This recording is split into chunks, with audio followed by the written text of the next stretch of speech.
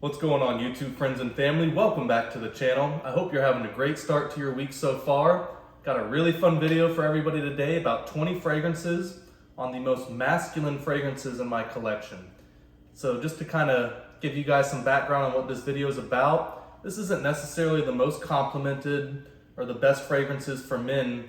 These are, in my opinion, the most masculine fragrances in my collection that women would not want to wear. Stuff that I don't really consider unisex. And there's a lot of things I left off this list because, as you can see, I have 20 fragrances in front of me. Could have probably put 30 or 40 on the table and it would have just been an hour and a half long video. So we'll try to get through this somewhat quickly. I'm not going to get too specific into the notes. Maybe a great time to pause the video, grab a cool beverage of your choice and a snack, because it's probably going to be a long one. So we'll just kind of go through them. We'll start with the House of Amouage on my right and kind of just go through them. You guys probably can't even see all the fragrances because I got them stacked. Probably need a bigger table. Maybe I should have done it at my dining room table. And yeah, if I can get through this without breaking any bottles, that would be great. So, probably not a surprise to anybody, whether you love it or hate it. I don't think it could be really argued that Interlude 53, Interlude, or even Interlude Black Iris, extremely good masculine fragrances. Of all the three that I've tried, for me, it's easy. Interlude 53 is certainly the best in my opinion. Love Black Iris too. Love the regular Interlude 53, or the regular Interlude, but just the X-Straight, the extra aging, it just gives it a certain sweetness and richness that the other ones don't have, and the longevity is just incredible, man. You have to be committed when you wear this fragrance because you're going to smell like it for pretty much 48 hours, whether you shower or not. So just be careful with that. Wonderful stuff. We'll kind of go through these here. Now, Overture. Overture is one of those fragrances to where I suppose maybe a woman could wear it if they really liked it, but it's got like a nice animalic leather note, not really for women. Certainly a proper dress-up men's fragrance. Guys, it's got grapefruit, citrus notes at the top, kind of like a cognac brandy vibe going on. Again, all the resins that you would expect from Amouage, a little bit of spice in there as well. I'm not going to get too specific with these, but you guys already know what it is. If you want to look up the notes for yourself, you guys can go ahead and do that. Again, no surprise to a lot of people that are the House of Amouage, that are fans of it. Silver Oud, man, maybe one of my favorite fragrances, if not the favorite from the entire house.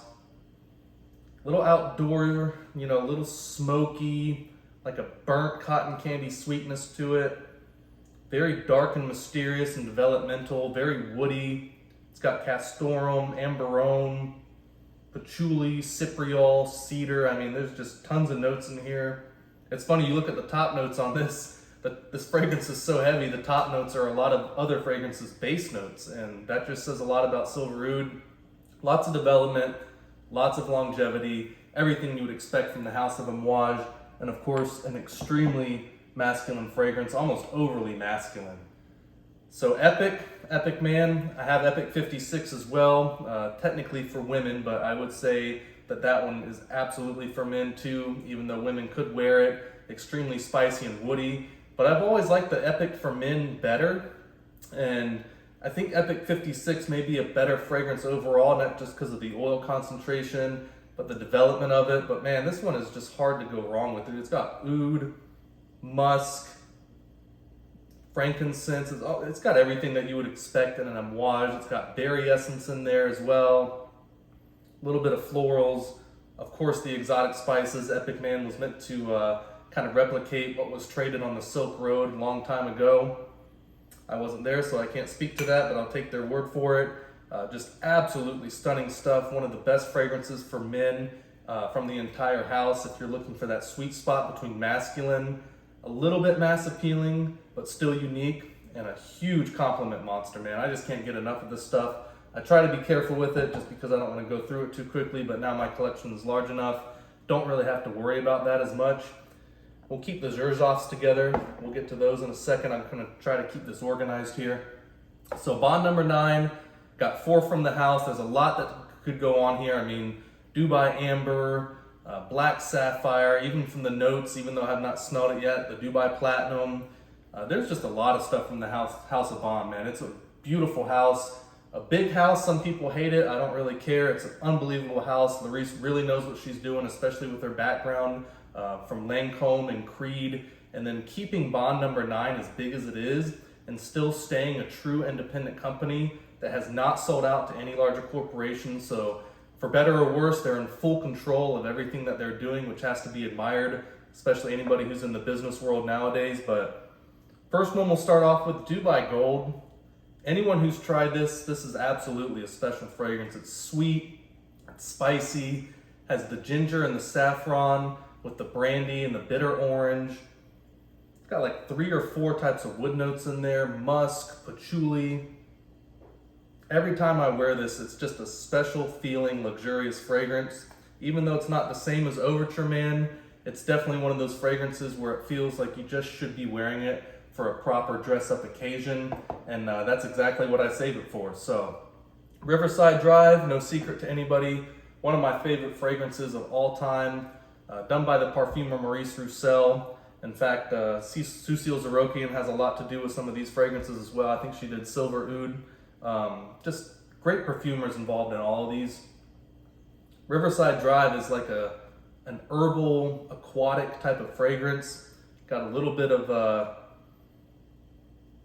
like an earthy sweetness to it, but definitely the pineapple, the rose, the lilies there, sandalwood, patchouli. Man, the basil is kind of what really blends it all together and brings it like that masculine herbal kind of note to it. I have both. I have the original one, which is a little less than half full. I really try to save that one just for aging and comparison's sake. Bought the new one.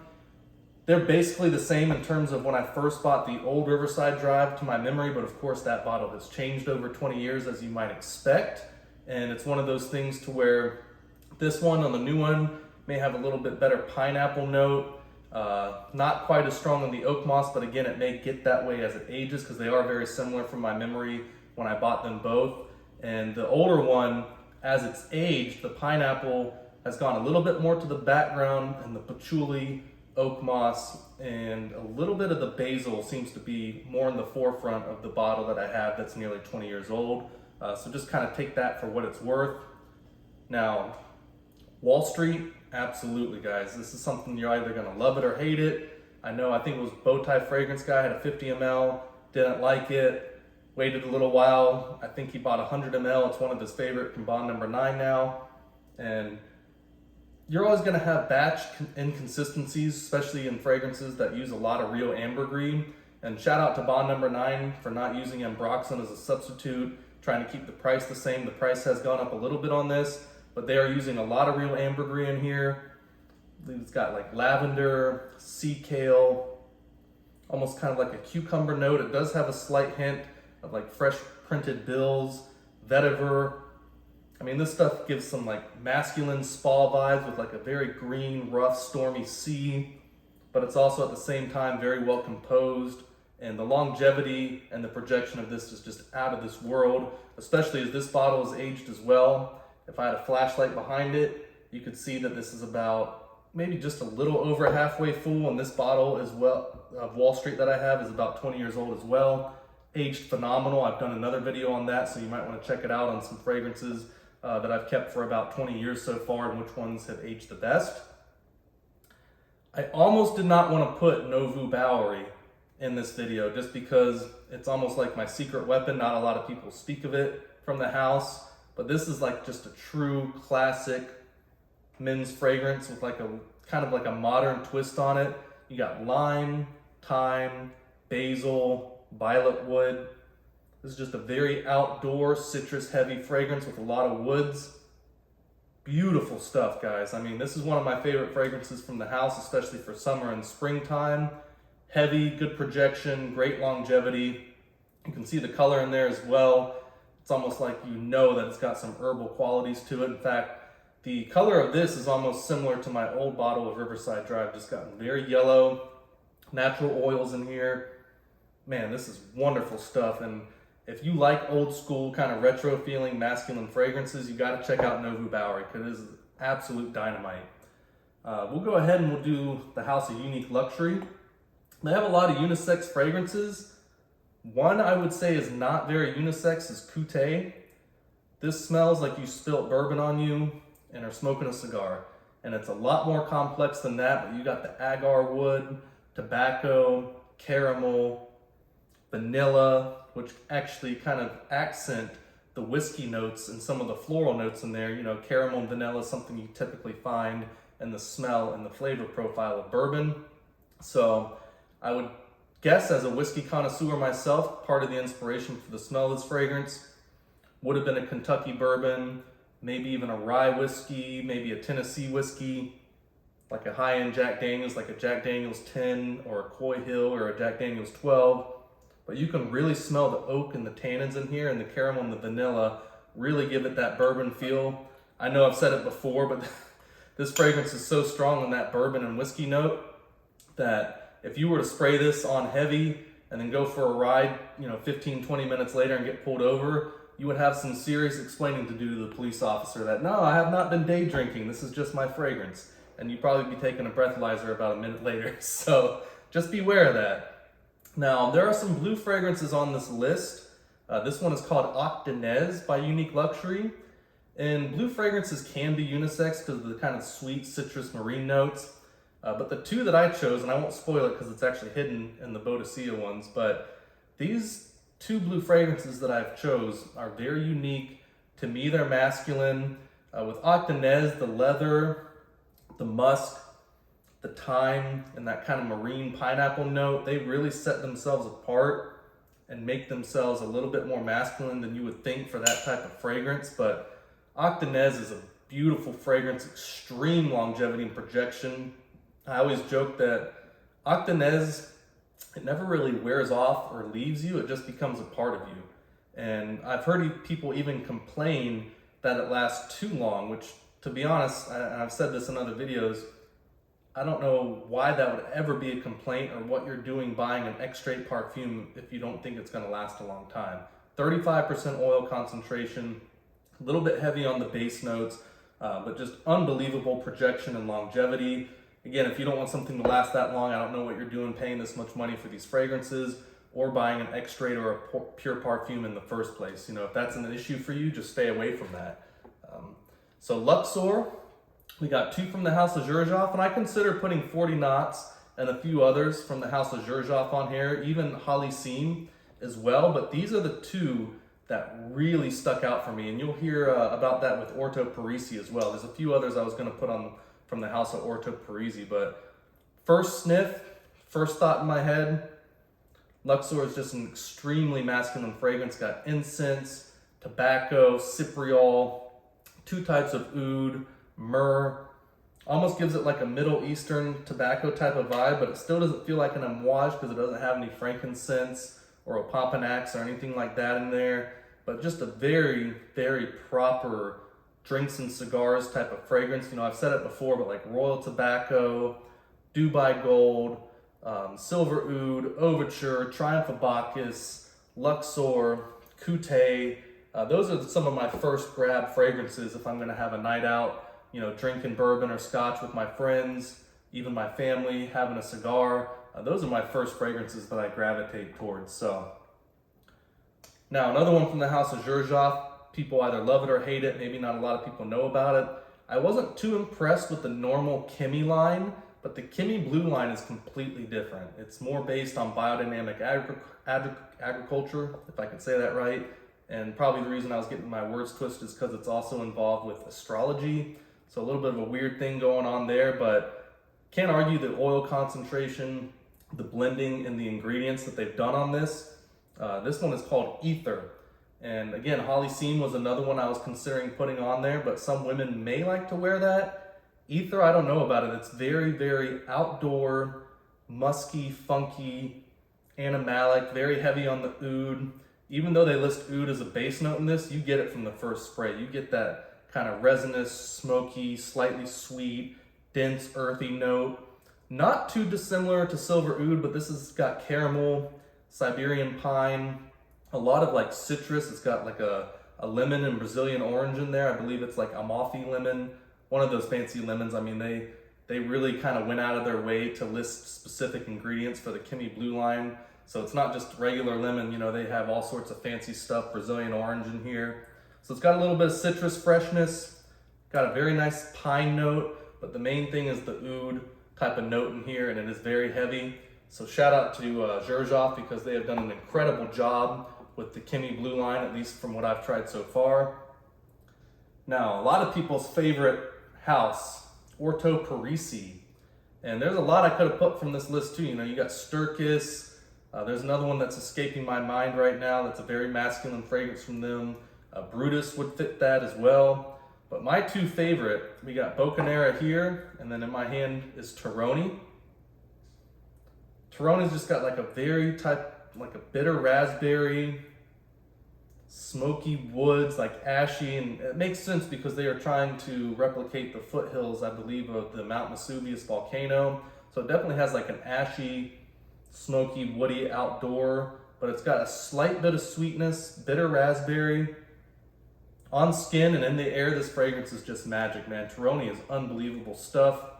Really am enjoying that. And Terroni is also something that, in my opinion, even though it could be said for a lot of these fragrances, Terroni is very versatile. It's strong, but it's something that could be worn in a high heat situation, or it could be worn in the winter time.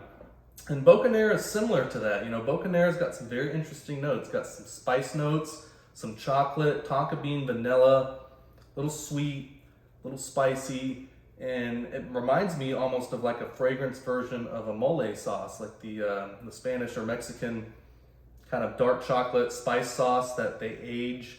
If anyone's ever had that or smelt that, it's slightly reminiscent of Boccanera. But again, guys, on skin, that stuff is just incredible. Both Terroni and Boccanera were the first ones that came to mind from the house of Orto Parisi and what I have in my collection. So now we only have a couple left where we got Argos and Boadicea the Victorious. Now there was two from Raja Parfums that I was gonna bring, but Sweetie Oud, that's one of those fragrances.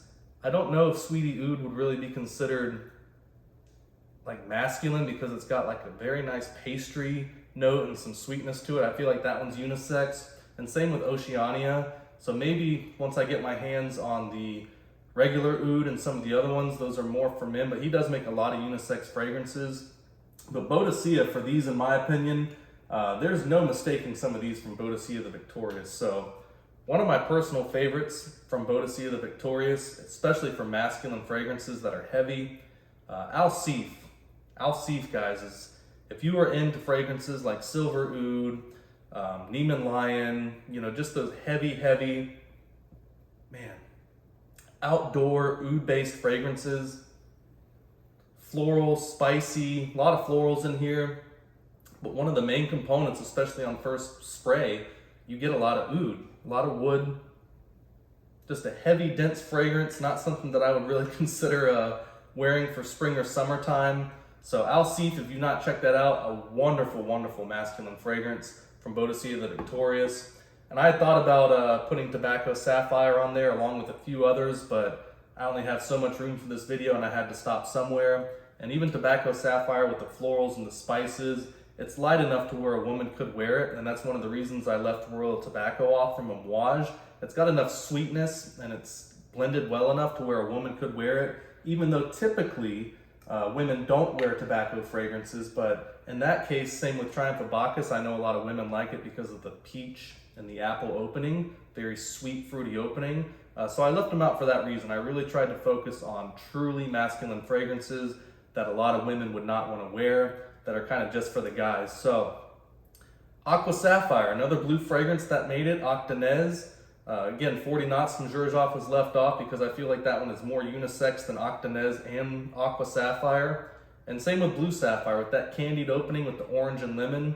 I think a woman could absolutely wear it, but this one with the Cypriol, Divana, the rum notes, the marine notes, it's got like seaweed in there. This one is very, very masculine. It's a very masculine blue fragrance, extremely heavy, very long lasting, guys. It's extremely long lasting for a blue fragrance, even more so, or about the same, but maybe even more projection than Akdeniz, which is crazy to think about because that one is extremely strong from Unique Luxury. But this one, I've heard it's done at about 40% oil concentration. I may be wrong on that, but I've read that in a couple places, and it's hard to say I could ever pick a favorite from the house of Boadicea because they're all so good and they're all so different. But for like a true tropical vacation, like blue fragrance vibe. Azrak is another good one. I believe I said that correctly. But dude, Aqua Sapphire, it is one of those fragrances that is absolutely worth the money. And it's something that's so good, there's a good chance down the road, maybe even by the end of this year, that I may even buy a backup bottle of this because I love it so much. And I know this summer it's gonna get a lot of usage, and it's just an absolutely incredible fragrance, guys. Make sure I don't drop any of these or break them. That would not be good.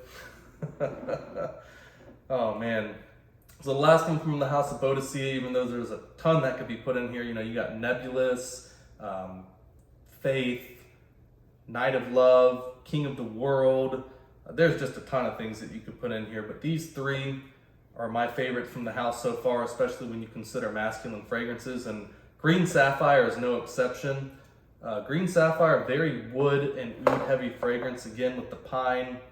I believe you've got a raspberry, saffron, and violet leaves at the top notes, pine at the heart notes, and then you've got cedar, sandalwood. I think there's a musk note in there, but the main thing that you get is really like the cedar, the oud, and the pine. In fact, if I didn't read raspberry at the top notes, maybe it's just how it's blended in, but you don't really get a lot of that. You know, maybe it's just blended in with the wood to add a little bit of sweetness and body to it, to the top notes. But that is the main thing that you get from this. You get the pine, the cedar, and the oud, and it is heavy. Green, absolutely. I said it in my recent video that I reviewed this, but it reminds me of a Middle Eastern version of green Irish tweed, but a lot higher quality and a lot higher oil concentration. Of course, the ingredients aren't the same, but that's a similar type of vibe that you get. And for me, that's not a bad thing at all. Just absolutely wonderful stuff. So if you don't mind, I'm gonna slide these boxes over so I don't break anything. That was just for presentation purposes. So I left Triumph of Bacchus off for Argos.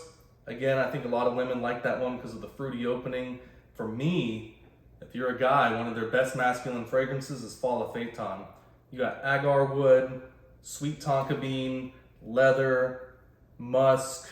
I mean, this stuff is just absolutely beautiful. Kind of like a bright opening. You got some citrus notes in there. I think it's got cardamom as well, which is a fragrance note that I absolutely love. Fall of Phaeton may be one of my personal favorites from the house, dude. This stuff is absolutely dynamite. Great performance and projection as well. I wouldn't say it's the most masculine from the house. You'll see the next two that I chose, but it is absolutely one of the most masculine. You can maybe throw a Boadicea Immortale in there as well. It's a very leathery fragrance, but again, very sweet raspberry opening to where some women, if they like leather, they may want to wear that. But Fall of Phaeton for me is definitely a proper gentleman's fragrance. Very unique as well. Now, for me, the most masculine fragrance is Nemean Lion from the House of Argos. I mean, this stuff has pine, sage, oak moss. I'm probably missing some notes in there, but it's got oud, musk, leather. I can't get enough of this stuff. Again, I've said it in a couple other videos. Very masculine, a little funky, a little animalic, but it's got a nice, sweet, old wood note. Almost reminds you of like a really old church. A little dusty. I just can't get enough of this fragrance. People seem to like it as well, so it's not anything that's off-putting. It's something that's going to get you a lot of compliments. But Nemean Lion is that fragrance, and there's quite a few in here. In fact, a lot of these, but Nemean Lion is definitely one of those fragrances to where you don't even have to see the man walk into the room. You spray this on heavy. People don't even have to turn around and see you. They already know a man's in the room. Nothing unisex about it, in my opinion. And it's good that Argos did that, because Argos makes a lot of unisex fragrances, which is, you know, maybe why I had a little bit of trouble choosing down to these three, because there's quite a few that are slightly masculine, but you already know that a woman could wear them. Again, Triumph of Bacchus, I consider it like a proper gentleman's fragrance going out for like drinks and cigars. But with that fruity peach and apple opening, there are a lot of women who like it. So I'm sure there's a lot of women who wear it as well. Now, Brivido, Della caccia. Very outdoor fragrance, but it's much different than Nemean Lion. It's a lot more clean, smooth, and sweet. Nothing funky or animalic about it. You know, you got sage, oil of fleuve, birch, leather, juniper. So the juniper adds like a little bit of like a tart sweetness to it as well. It was the first fragrance that I tried from the house, and everything that I bought since then I've loved, but this is still one of my favorite ones. And it'll probably be by the end of summer where this is almost out, and I'm gonna end up getting a 100 ml bottle of this. And if you like fragrances, I wouldn't compare it directly because again, it doesn't smell the same. It doesn't have the same notes, but it's similar vibes to like Bleecker Street from Bond Number 9, where it's outdoor, like kind of like a fresh cut grass smell. You get some sweetness, and you do have some similarities with like the juniper, and then I think you got blueberry, cassis, and Bleecker Street. So there are some slight similarities, but man, Brivido Della Caccia, if Nemean line is a little bit too funky and animalic for you, I would definitely suggest trying Brivido Della Caccia because it's just a wonderful masterpiece of a fragrance. I think that was about 20. I didn't count them. Maybe we can do that later, but I'll put them all in the description because I know it's a lot to digest, a lot of fragrances. Glad to have you guys with me on the channel, and I'll be seeing you shortly. I got a lot more coming up. Had a lot of fun doing this, and yeah, just try to get it through as quickly as I could. Anything that you see on here that interests you and you want a little bit more in-depth knowledge of, you know, definitely research the notes for yourselves, but these are some wonderful choices for masculine fragrances that are definitely going to get you compliments. So I'll see you guys soon.